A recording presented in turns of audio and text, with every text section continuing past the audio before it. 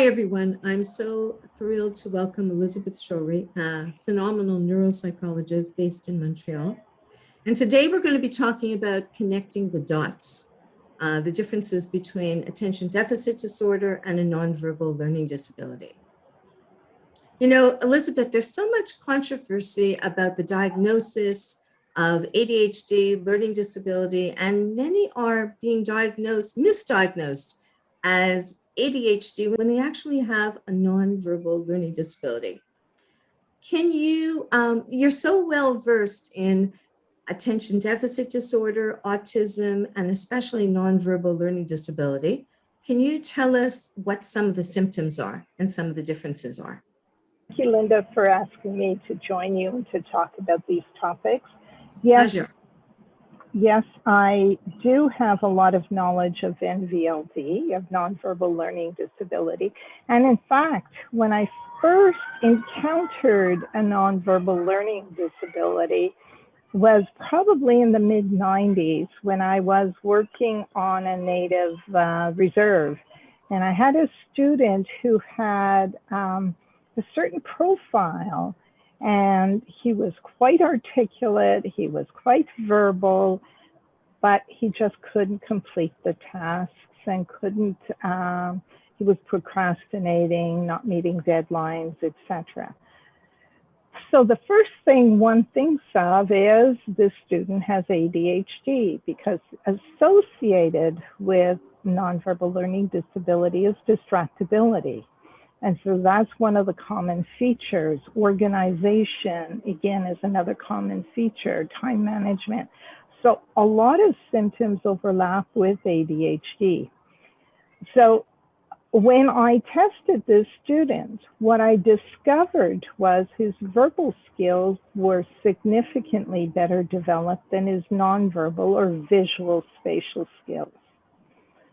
And that led me to investigate what is the meaning of this.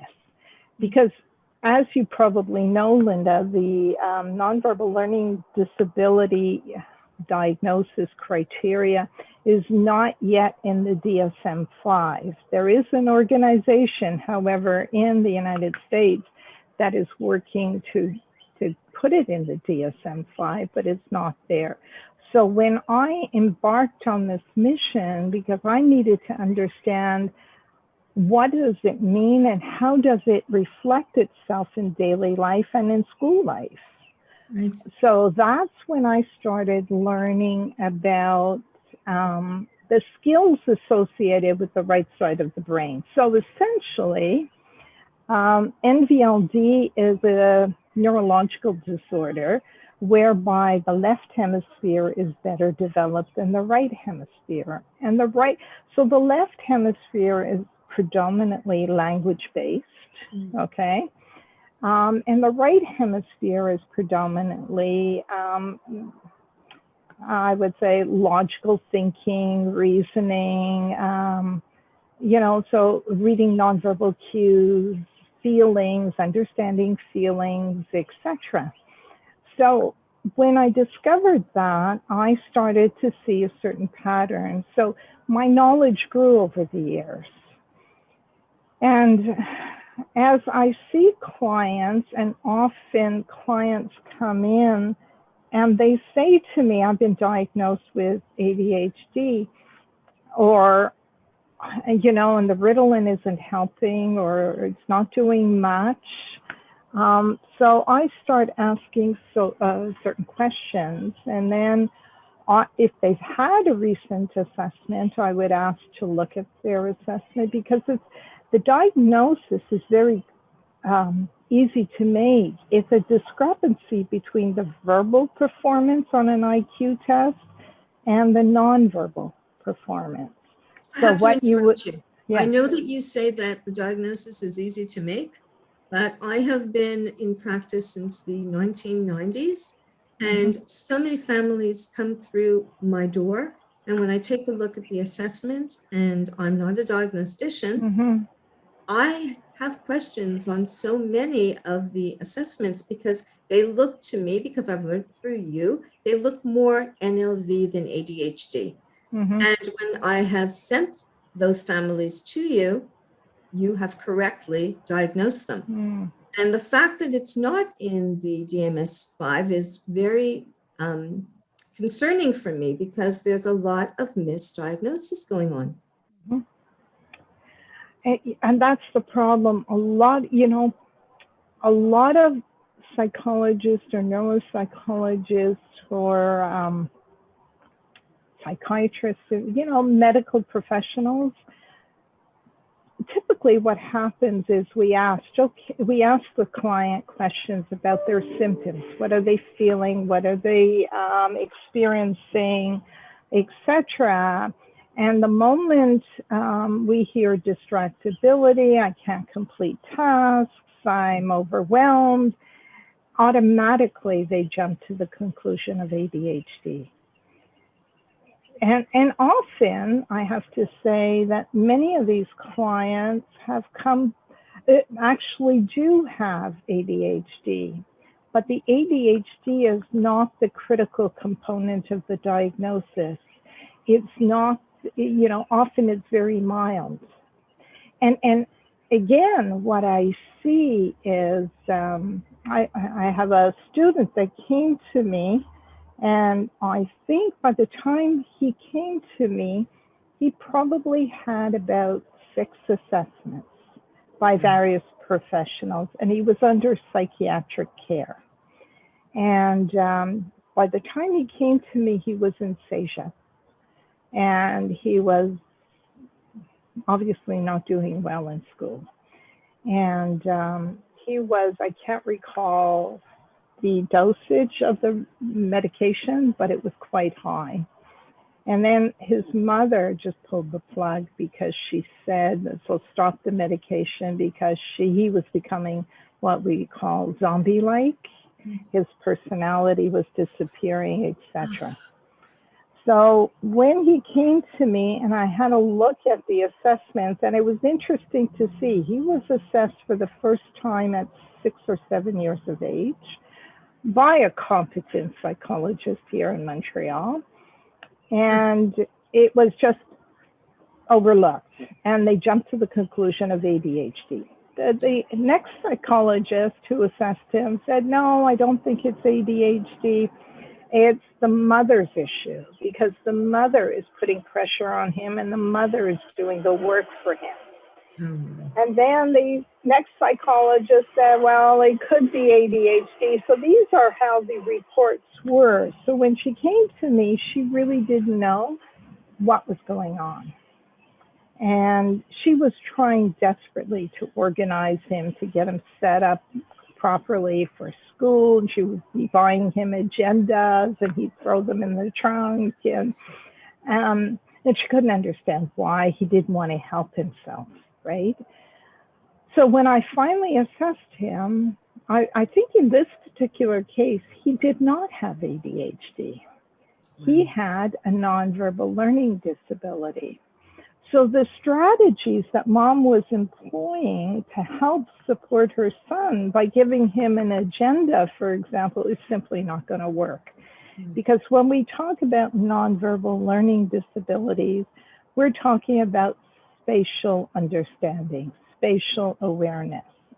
So if you can imagine an agenda, it's a confined space, and he's got to write in and organize himself in that confined space. It's just simply not going to work. I know that I have sent you many clients where there was a question mark in my head and in the parents' head especially.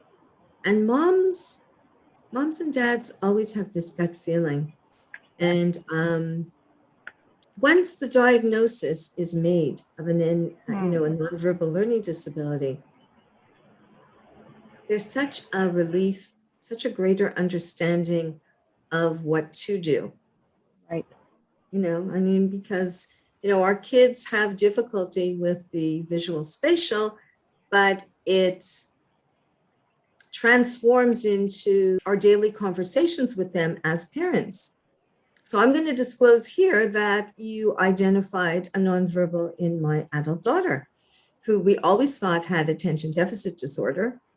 and probably does have a little bit, Mhm. but definitely nonverbal. And so the anxiety that she sees and the difficulty in interpreting the big picture when we're discussing stuff was really an aha moment for me as a parent, because I had to change the way that I would communicate with her and read her nonverbals to be able to understand whether or not she was able to, number one, understand it, assimilate what I was saying. And many times when I would say something, she would interpret it as me being angry. Mm. Yeah, and that's common, Linda.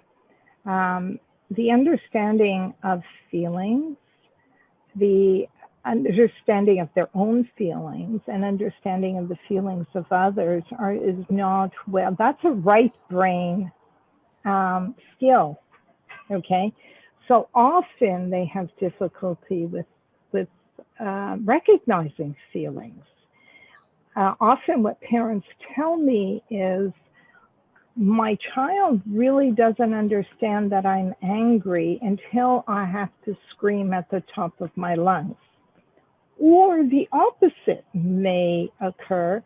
My child, if I'm frowning or I'm having a bad day, my child misinterprets that as I'm angry, or the parent is angry with the child. So the accurate reading of the nonverbal cues are just not there, and so the parent needs that understanding, and the child needs to learn these skills.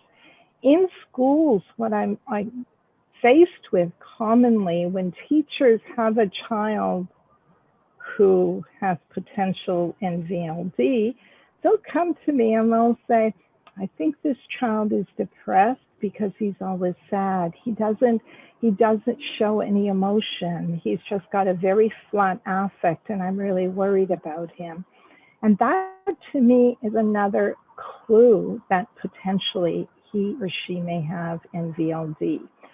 Obviously, we'll do the right things by asking the appropriate questions to see if there are any issues at home, anything that may cause him or her to be depressed or sad. But often there isn't at a young age. And so we do the assessment, and lo and behold, this child has NVLD. So social skills training is imperative. Yes. Emotional regulation and social skills. Yeah, yes, those are critical skills. And often parents assume they're going to naturally develop these skills. But when you have NVLD, these skills have to be taught. They have to be taught because they'll have regular meltdowns. Yes, all kids have meltdowns, but theirs are more regular and lasting longer than others. So they have to understand that and what else to do. And because their strength, in other words, children with NVLD, language is their strength. It's important to talk to the child. Yes. Use language to say, no, I'm not angry. I'm just upset. I had a bad day at work, for example. Or tell them that you are angry rather than just yell, so that they understand. So these are issues not only in the children, but in the adult population. Adult population, because there are many adults. I just want to also, when parents are, considering, well, my child has been diagnosed with the visual spatial, difficulty in math. As they're walking or before they're walking, they start to tiptoe. That was something that you had shared with me. Can you elaborate more on that? Yeah. It's not just tiptoeing. As a young child, and again, I've made my observations and I've connected my own dots based on the many families and the many children that I worked with. But I found a common thread, if you will, when I would ask parents about developmental history of their child. Often, not always, but often, language development is quite advanced. Okay, they're speaking and talking well before the typical child, and they're articulate and they have large vocabularies. When I ask if their child ever crawled, the answer would be either no, they went from sitting to walking almost immediately, or yeah, they did, but it was an awkward crawl. They didn't crawl as a typical child. They kind of scootered on their behind, or it was just an awkward way of crawling. Years ago, I was invited to a university to give a talk on learning disabilities to a class of education law students.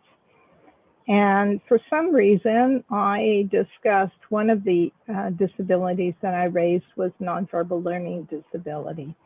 Well, at the end of that class, a female student chases after me as I was walking down the hall and said to me, "I think I have what you described." So we chatted a little bit, and I asked her, had she ever been assessed? And yes, again, she's been assessed multiple times. So I said to her, okay, share with me your assessment. I'll have a look at it.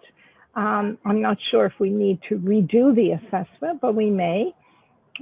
And lo and behold, she had the assessment in her backpack and she pulled it out right then and there. I had a look, I saw the discrepancy, and I said to her, I do believe you might have it.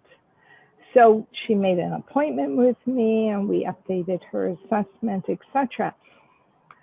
So she raised concerns, and I've worked with her over the years, and she raised concerns about having children because her childhood experience was not a pleasant one. She's been to many psychiatrists, many hospital settings, etc., and nobody picked up on the nonverbal. In fact, she was sent to a behavior facility in the States, and she was sent there for a period of time because her behavior was not appropriate, if I could put it that way. Wow. And nothing really helped. So, and she really had great difficulties connecting the dots, connecting A to B to make C, for example. But she raised concerns with me about what should I look for in my child, when and if I have children, because I'm very concerned that they may have NVLD. And by the way, she has significant ADHD as well. So one of the things I told her was watch for the crawling. Don't know why I said that. I guess it was based on my observations with clients. And I said, watch for the crawling. If your child doesn't crawl or demonstrates an awkward crawl, then maybe it's time for intervention. And that could be a sign. And lo and behold, she is the mother, soon to be the mother of 3 children, okay? Her first child doesn't seem to have any issues, but her second child, she noticed his crawling was off. He was kind of crawling using one side of his body and not the other side. It was just a little awkward. She sent me a video of it, actually, and yes, it seemed to be off. So immediately she consulted with an occupational therapist who did diagnose, I don't recall the diagnosis, but often children with NVLD often have what is called developmental coordination disorder. In other words, the 2 sides of the body are not well coordinated. Well, they're clumsy, right? Yes, they're clumsy. Yes. So often learning always hurting themselves. And or breaking dropping bones. Something. Yeah, or falling and breaking an arm or a wrist. Or, hello. Yeah. So learning to ride a bike is a challenge for many of these children. Eventually they do learn with persistence, but well beyond what is typical for their age. Tying shoelaces, for example, may be an issue. Yeah, many of these things. And telling time. Telling time is an issue. Letter reversals, if we're going to go back to academics, confusing the B's with the D's and the P's with the Q's, for example, or writing words backwards. And often that's misunderstood as dyslexia, but it's not. It's a visual spatial weakness. So there are many indicators. Nonverbal learning disability, of all the disabilities that I'm aware of and familiar with, this is the one that crosses many settings. So it's not restricted to academics. For example, like dyslexia, for example, that's a disability restricted to reading and perhaps writing, right? Spelling, etc. But you can function on a daily basis. But NVLD is like a spectrum of symptoms. And not everybody has all the symptoms and to the same degree, okay? One common feature is, like I said earlier, is it affects the motor coordination. Yes, Correct. Affects motor coordination. It definitely affects fine motor skills. So putting pen to paper is a challenge. They have difficulty with spatial organization. So they would have difficulty writing to the margin, for example, or writing on the line, or the spaces between words and letters are inconsistent. You'll have large spaces, small spaces. They'll have difficulty with capitalization and punctuation because those are all spatial concepts, okay? Yes, children up to about the age of 6 or 7 will all reverse. So I don't want everybody to say my child's reversing, do they have NVLD? No. But if it persists well beyond the age of 7, I would say then there might be an issue, okay, that needs looking at. So, but again, getting back to your original question, many of the symptoms impact daily life. So academics in terms of writing, in terms of math, as you originally indicated. But in certain areas, depending on their skill sets, they may be great at algebra. They may be great at adding and subtracting, just might be making minor calculation errors. But when it comes to fractions, decimals, geometry, time, reading graphs, reading maps, that's where the challenge comes in. They may be great at algebra, So again, because the deficits, don't really affect addition and subtraction on learning your numbers, for example, you're not going to see the deficits in early elementary school, early elementary grade levels.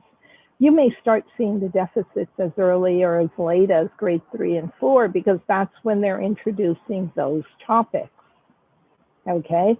And most children tend to plateau at upper elementary school in terms of the math, okay? And if they have working memory issues, then also they'll have difficulty with multiplication, subtraction, division, etc. What is the treatment? The treatment is to get a diagnosis. You have to start off with a basic understanding of their strengths and weaknesses. To find someone who is well-versed in NVLD, who understands the symptoms and understands how it can impact not only in academics, but in daily living, okay? And as I said before, to reach the conclusion of NVLD, it's very easy. You would find the discrepancy between verbal and nonverbal skills, whereby the verbal skills are well developed. And then they would have difficulties in certain areas, like we've been talking about, in writing and math, in Reading is another area. They may have trouble with jokes, understanding jokes and sarcasm. They may be Being very literal. literal. Yes, very literal in their interpretation. And that causes issues in school, right? They may have difficulty with making friends. Yes. So what is the treatment is basically understanding where their weaknesses are and intervening at that level. So if they have difficulty reading social cues or nonverbal cues and understanding feelings, then I think that that's where we have to teach those skills. If they have difficulty with geometry and certain concepts in math, then we have to make the math visual and concrete and use a lot of language so they can understand. Okay, everything you do has to be supplemented with a language explanation. Okay, because that's generally their strength. And cognitive behavioral? Cognitive behavior, a lot of these individuals with NVLD have anxiety. And again, over the years, and I've been practicing, not to date myself, but I've been practicing for 20, 25 years or more in the field.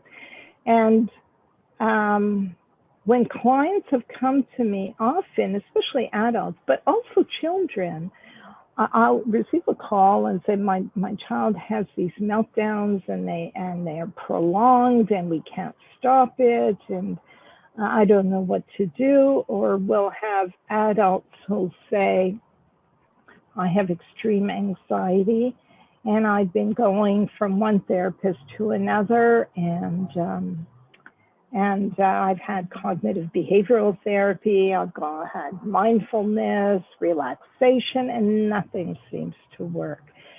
So I then start asking more specific questions, because as soon as I hear anxiety, especially social anxiety, I'm uncomfortable in large groups of people.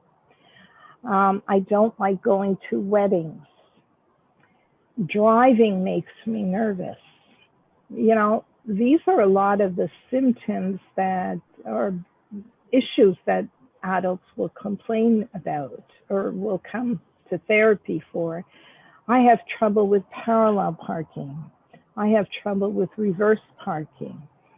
I get nervous when I go to unfamiliar environments. Again, I had a client who was an adult who was working as a sales rep in a pharmaceutical company, and they changed her position, which required her to do traveling.